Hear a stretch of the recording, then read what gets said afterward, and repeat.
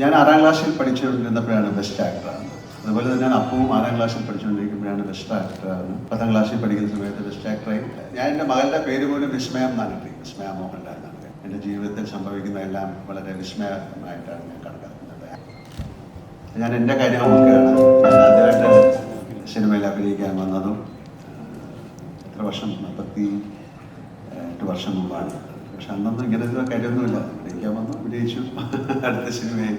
പിന്നെ മഞ്ഞിൽ വിരിഞ്ഞ പൂക്കളിൽ ഒരു ഓഡീഷന് പോയി. അപ്പം അത്തരം കാര്യങ്ങളൊക്കെ ആലോചിക്കാനാണ് ഞാൻ ഒരിക്കൽ പോലും വിചാരിച്ചില്ല എൻ്റെ കുട്ടികൾ സിനിമയിൽ അഭിനയിക്കുമെന്ന്. കാര്യം അവർക്ക് അവരുടേതായിട്ടുള്ള ഒരു പ്രൈവസി ഉണ്ട്, അവരുടേതായിട്ടുള്ള പിന്നെ നിശ്ചയങ്ങളുണ്ട്. അതിലെല്ലാം സമ്മതിച്ച ഒരാളാണ് ഞാനും സുചിയും. വളരെ കാലത്തിന് ശേഷം അപ്പോൾ ഒരു സിനിമയിൽ അഭിനയിക്കാൻ ഒരു തോന്നി. ഞാൻ 6ാം ക്ലാസ്സിൽ പഠിച്ചുകൊണ്ടിരുന്നപ്പോഴാണ് ബെസ്റ്റ് ആക്ടറാണ്. അതുപോലെ തന്നെ അപ്പവും 6ാം ക്ലാസ്സിൽ പഠിച്ചുകൊണ്ടിരിക്കുമ്പോഴാണ് ബെസ്റ്റ് ആക്ടറാണ്. 10ാം ക്ലാസ്സിൽ പഠിക്കുന്ന സമയത്ത് ബെസ്റ്റ് ആക്ടറായി. അതുപോലെ അപ്പവും 10ാം ക്ലാസ്സിൽ പഠിക്കുന്ന സമയത്ത് ബെസ്റ്റ് ആക്ടറായി. മായ ആ സ്കൂളിൽ ഒരുപാട് നാടകങ്ങളിൽ അഭിനയിച്ചു, ബെസ്റ്റ് ആക്ട്രസ് ഒക്കെ കിട്ടിയിട്ടുണ്ട്. അപ്പം ഇത് എങ്ങനെയാണ്, ഞാനും ഒരു സിനിമയിൽ അഭിനയിക്കാനോ അല്ലെങ്കിൽ നടനാകണോ എന്നൊക്കെ ആഗ്രഹിച്ച ഒരാളല്ല. അതൊരു കാലത്തിൻ്റെ നിശ്ചയം പോലെ സിനിമയിൽ വന്നു.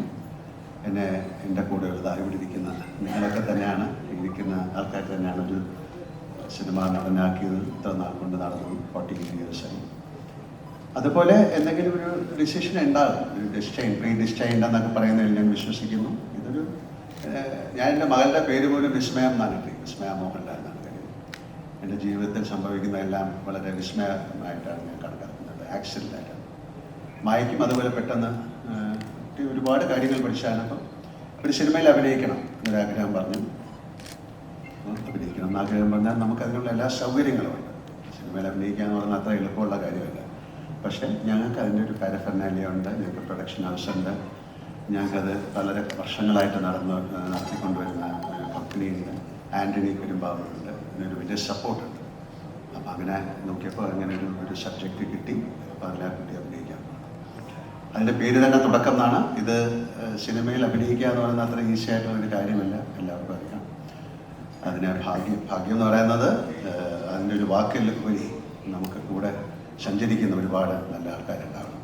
നല്ലതെന്ന് പറയുന്നത് മോശം എന്നുള്ള രീതിയിലല്ല, നമ്മളെ സപ്പോർട്ട് ചെയ്യാൻ. എൻ്റെ കാര്യം എനിക്ക് ഒരുപാട് ആൾക്കാരുണ്ടായിട്ട്, എൻ്റെ കോ സ്റ്റാർസ്, എൻ്റെ കൊളീഗ്സ്, എൻ്റെ ഡയറക്ടേഴ്സ്, എൻ്റെ സ്ക്രിപ്റ്റ് റൈറ്റേഴ്സ്, എന്നെ ചേർത്ത് പിടിച്ച് മുന്നോട്ട് നയിക്കുന്നത്, എൻ്റെ വീഴ്ചയിലും ഒക്കെ എന്നെ സപ്പോർട്ട് ചെയ്യുന്ന ആൾക്കാർ. അങ്ങനെ ഒരു വലിയ ഒരു കോൺഫിഡൻസ്, ഒരു സംഘത്തിൻ്റെ കൂടെ സഞ്ചരിക്കുമ്പോഴാണ്. അല്ലാതെ തനിച്ച് നമുക്ക് ഒന്നും നേടാൻ സാധിക്കില്ല.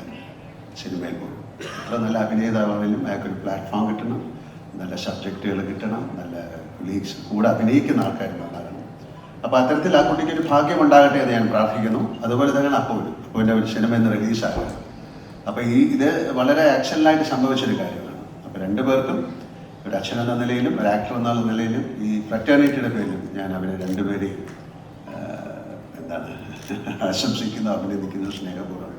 പിന്നെ തീർച്ചയായിട്ടും ആൻ്റണിയുടെ കാര്യം എടുത്ത് പറയാം. ആൻ്റണിയുടെ വലിയൊരു ആഗ്രഹമായിരുന്നു അപ്പം മായയും സിനിമയിൽ വരണം.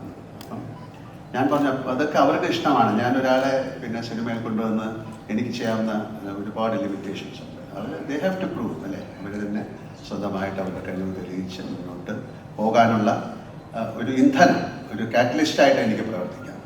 അപ്പം അതുകൊണ്ടായിരിക്കാം ആദ്യം എന്നൊരു സിനിമ അപ്പുവിനെ വെച്ച് ആൻ്റണി എടുക്കാൻ തീരുമാനിച്ചത്. ഇതുപോലെ തന്നെയാണ് തുടക്കം. എന്തായാലും വളരെ സന്തോഷം ഇവിടെ വന്നിട്ട് എല്ലാവർക്കും എൻ്റെ ഹൃദയത്തിൻ്റെ ഭാഷയിൽ ഞാൻ നന്ദി പറയുന്നു.